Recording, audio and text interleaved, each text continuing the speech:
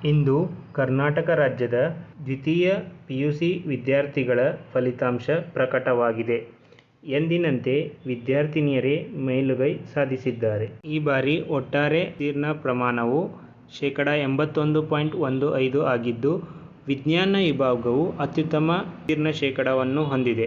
ಹುಬ್ಬಳ್ಳಿಯ ವಿದ್ಯಾಲಕ್ಷ್ಮಿ ಎಂಬುವರು ವಿಜ್ಞಾನ ವಿಭಾಗದಲ್ಲಿ ಪ್ರಥಮ ಸ್ಥಾನ ಪಡೆದಿದ್ದಾರೆ. ದ್ವಿತೀಯ ಪಿಯುಸಿ ಪರೀಕ್ಷೆಯಲ್ಲಿ ಫೇಲ್ ಆದವರಿಗೆ ಪೂರಕ ಪರೀಕ್ಷೆಯು ಏಪ್ರಿಲ್ 29 ರಿಂದ ಮೇ 16 ರವರೆಗೆ ನಡೆಯಲಿದೆ.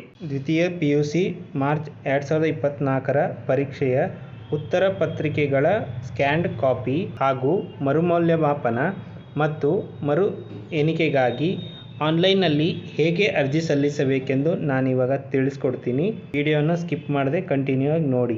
ಇವಾಗ ಸ್ಕ್ರೀನ್ ಮೇಲೆ ಕಾಣ್ತಿರೋ ವೆಬ್ಸೈಟ್ಗೆ ನೀವು ಭೇಟಿ ನೀಡಬೇಕು, ಅಥವಾ ಈ ವೆಬ್ಸೈಟ್ ಲಿಂಕನ್ನು ನಾನು ಡಿಸ್ಕ್ರಿಪ್ಷನಲ್ಲಿ ಹಾಕಿರ್ತೀನಿ. ಅಲ್ಲಿಂದನೂ ನೀವು ಸಹ ಆ ವೆಬ್ಸೈಟ್ಗೆ ಭೇಟಿ ನೀಡಬಹುದು.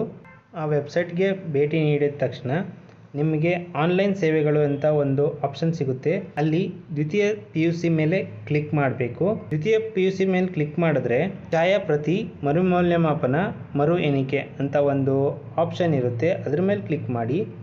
ನಂತರ ಅದು ಒಂದು ಹೊಸ ಟ್ಯಾಬ್ ಓಪನ್ ಆಗುತ್ತೆ.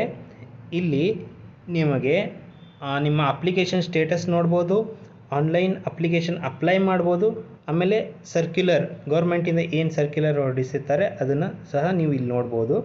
ಫಸ್ಟು ನೀವು ಇವಾಗ ಆನ್ಲೈನ್ ಅಪ್ಲಿಕೇಶನ್ ಮೇಲೆ ಕ್ಲಿಕ್ ಮಾಡಿದ್ರೆ ನಿಮಗೆ ಇನ್ನೊಂದು ಟ್ಯಾಬ್ ಓಪನ್ ಆಗುತ್ತೆ. ಈ ಟ್ಯಾಬಲ್ಲಿ ಸದ್ಯಕ್ಕೆ ಉತ್ತರ ಪತ್ರಿಕೆ ನಕಲು ಪ್ರತಿಗಾಗಿ ಮಾತ್ರ ಅರ್ಜಿ ಸಲ್ಲಿಸ್ಬೋದು. ಏಕೆಂದರೆ ಇವತ್ತು 10ನೇ ತಾರೀಕು ಆಗಿರೋದ್ರಿಂದ ಬೇರೆ ಅಂದರೆ ಮರುಮೌಲ್ಯಮಾಪನ ಮತ್ತು ಮರು ಎಣಿಕೆಗೆ ಇನ್ನೂ ಅಪ್ಲಿಕೇಶನ್ ಸ್ಟಾರ್ಟ್ ಆಗಿರೋದಿಲ್ಲ.